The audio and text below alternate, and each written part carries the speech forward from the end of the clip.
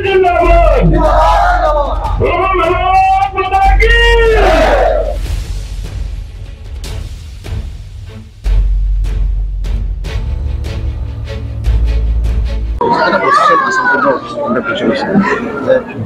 কি কাৰণে ভোট দিব লাগে?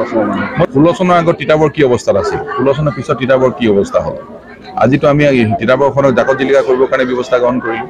কোনোবাই 16 চনৰ আগতে ভাবিছিল নেকি যে বৰহোলাৰ পৰা যোৰহাটলৈকে ৰাস্তাটো অসমমালা জৰিয়তে ডাঙৰ নেশ্যনেল হাইৱে নিচিনা ৰাস্তা বনাব লাগে? কোনোতো ভবা নাই। আমি ভাবিলোঁ, এই কামটোতো কৰি পেলালোঁ আমি। ডক্টৰ হিমন্ত বিশ্ব শৰ্মা ডাঙৰীয়াৰ নেতৃত্বত আমাৰ চৰকাৰ। কাকডোঙাৰ পৰা ৰাস্তাটো খুব বেয়া নকছাৰীলৈকে যে এই ৰাস্তাটো যে বনাব লাগে ধুদৰালি, চৰকাৰটো চলি আছিল আগৰ পৰা, কিয় নবনালে কোনো? এতিয়াতো আমি 280 কোটি টকা খৰচ কৰি এইটো ৰাস্তা আমি অসম দৰ্শনৰ জৰিয়তে অসমমালাৰ জৰিয়তে বনাই পেলাম। নকছাৰীৰ পৰা আমি সিফালে গড়গাঁও বালিঘাটলৈকে আমি ৰাস্তাটো বনাই আছোঁ। এইবিলাক যে কাম কৰি আছোঁ। আজি প্ৰতিখন স্কুল আমি নতুন ষ্ট্ৰাকচাৰে বনাবৰ কাৰণে গৈ আছোঁ। আজি আমাৰ মহিলাসকলক আমি অৰুণোদয় দি আছোঁ। আজি খোৱা পানীৰ ব্যৱস্থা কৰি আছোঁ আমাৰ জল জীৱন মিছনৰ জৰিয়তে। আজি বাগানবিলাকত ৰাস্তা নিৰ্মাণ কৰি আছোঁ, বাগানত স্কুল বনাই আছোঁ, প্ৰতিখন বাগানত এম্বুলেঞ্চ দি আছোঁ, প্ৰতিখন বাগানৰ হস্পিটেলত দৰৱ দি আছোঁ। এই কামবিলাক যে হৈ আছে, ৰাইজে সেইকাৰণে ভোট দিব। জিকি ল'বলৈ দিয়ক, 4 তাৰিখে আকৌ লগ পাম, কম তেতিয়া।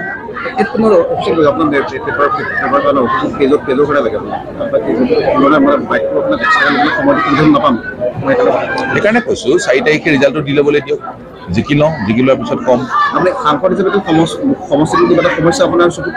অসংখ্য সমস্যা আমাৰ আছিল, সমস্যাবিলাক সমাধান, অসংখ্য সমস্যা আছিল আমাৰ সমাধান কৰিবৰ কাৰণে আমি পদক্ষেপ লৈ আছোঁ। আমি যোৰহাট লোকসভা সমষ্টি, আমাৰ 4খন জিলা, মাজুলী, যোৰহাট, শিৱসাগৰ আৰু চৰাইদেউ, যে পৰ্যটনৰ মানচিত্ৰত যাতে আমাৰ যোৰহাট লোকসভা সমষ্টিৰ নামটো জিলিকাই ৰাখিব পাৰোঁ, তাৰ কাৰণে আমি কাম কৰি আছোঁ। এতিয়া শিৱসাগৰক আইকন চাইট হিচাপে ঘোষণা কৰিলে গভৰ্ণমেণ্ট অফ ইণ্ডিয়াই, 500 কোটি টকা তাত খৰচ কৰি কাম চলি আছে।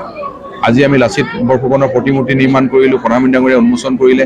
55 বিঘা মাটিত তাত ভৱিষ্যতৰ ল'ৰা ছোৱালীয়ে গৱেষণা কৰিব পৰাকৈ এতিয়া প্ৰকল্পৰ কাম চলি আছে। তাৰ লগে লগে আমি ৰংঘৰ সৌন্দৰ্যবৰ্ধনৰ কাম কৰি আছোঁ। 85 বিঘা মাটিত তাতে এতিয়া 140 কোটি টকা খৰচ কৰি কাম চলি আছে। ইয়াৰ পিছতে আমাৰ তলাতল ঘৰ সৌন্দৰ্যবৰ্ধনৰ কাম চলিব। শিৱসাগৰত মেডিকেল কলেজ হৈ আছে। চৰাইদেউক বিশ্ব ঐতিহ্য ক্ষেত্ৰ আমি ঘোষণা কৰিবলৈ গৈ আছোঁ। আমি 6 মাহৰ ভিতৰতে চৰাইদেউ বিশ্ব ঐতিহ্য ক্ষেত্ৰ হ'ব, আমি প্ৰত্যেকেটা গৌৰৱৰ অধিকাৰী হ'ম। আমি সোণাৰী মেডিকেল কলেজ বনাই আছোঁ, সেইখিনি আমাৰ ল'ৰা ছোৱালীয়ে পঢ়িবলৈ পাব 26 চনৰ পৰা। যে টুৰিজিম মানচিত্ৰত যাতে মই যোৰহাট লোকসভা সমষ্টিটো সদায় জিলিকাই ৰাখিব পাৰোঁ, তাৰ কাৰণে আমি কাম কৰি আছোঁ। তাৰ কাৰণে আমাৰ চৰকাৰে কাম কৰি আছে, আমি ভৱিষ্যতেও কাম কৰি যাম।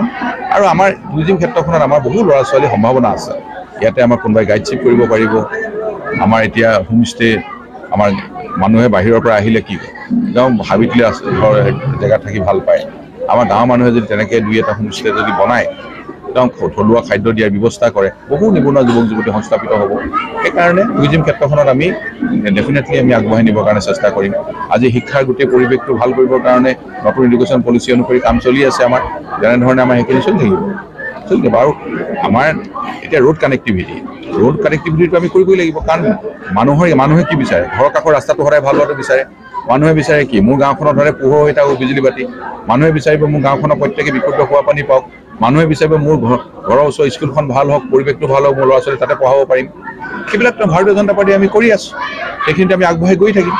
সেইকাৰণে জনসাধাৰণে সদায় সেইখিনি বস্তু বিচাৰে।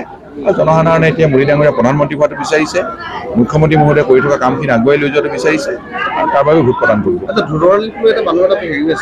এক্সিষ্টিং ৰুটটো হ'ব নে আপোনাৰ অসমমালাৰ ৰুটটো বহল? এক্সিষ্টিং ৰুটটো হ'ব। এক্সিষ্টিং ৰুটটো অসমমালাৰ ৰুটটো কৰিব লাগিব নহয়? কিয় নহ'ব? যান-জঁটৰ সমস্যাটো একে নাথাকিব, বহল হ'ব। এক্সিষ্টিং ৰুটটো এতিয়া যিমান বহল আছে তাতকৈ বহল হ'ব নহয়। অসমমালাৰ জৰিয়তে তাতকৈ বহল হ'ব। ৰাস্তাটো পূৰ্বতকৈ বহল হ'ব? বহল হ'ব অসমমালাৰ জৰিয়তে। অসমমালাটো সেইকাৰণে বনাওঁ আমি। পূৰ্বতকৈ বহল এভেকশ্যনৰ কথাই পইচা পাব। লেণ্ড একুইজিশ্যনৰ কাৰণে এতিয়া আপোনালোকে দেখিছেনে, আমি এতিয়া আপোনালোকে চাব যে আমি নকছাৰীৰ পৰা বালিঘাটলৈকে ৰাস্তাটো বনাই আছোঁ। বালিঘাটলৈ বনাওঁতে আপুনি এবাৰ গৈ চাব ৰাস্তাটো আমি কিমান বহল বনাইছোঁ।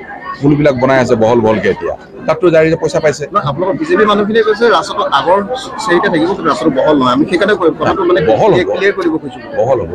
এতিয়া তাৰমানে কি হৈছে, এতিয়া আমাৰ কিছুমান জেগাত আমি লেণ্ড নোলোৱাকৈ আমি কৰিব পাৰোঁ। য'ত অলপ লেণ্ড ল'ব লাগে আমি তাত লেণ্ড লওঁ, য'ত নালাগে আমি তাত নলওঁ। যিমানখিনি কৰিব লাগে আমাৰ নিয়ম মতে সিমানখিনি আমি কৰি যাওঁ। প্ৰত্যাহ্বান কি আছে? একো নাই, আমি জিকিম। 19 তাৰিখে ৰাইজে ভোট দিব, 4 তাৰিখে ভোট গণনা হ'ব, আমাক ৰাইজে ইয়াৰ পৰা বিপুল ভোটত জিকাই পঠাব। বৰকৈ কোনো প্ৰত্যাহ্বান সৃষ্টি কৰা নাই। মই ক'লো নহয় 4 তাৰিখে ৰাইজে মোক ইয়াৰ পৰা জিকাই পঠাব, ভোট গণনা হ'ব, তাৰপিছত আমি কথা পাতিম।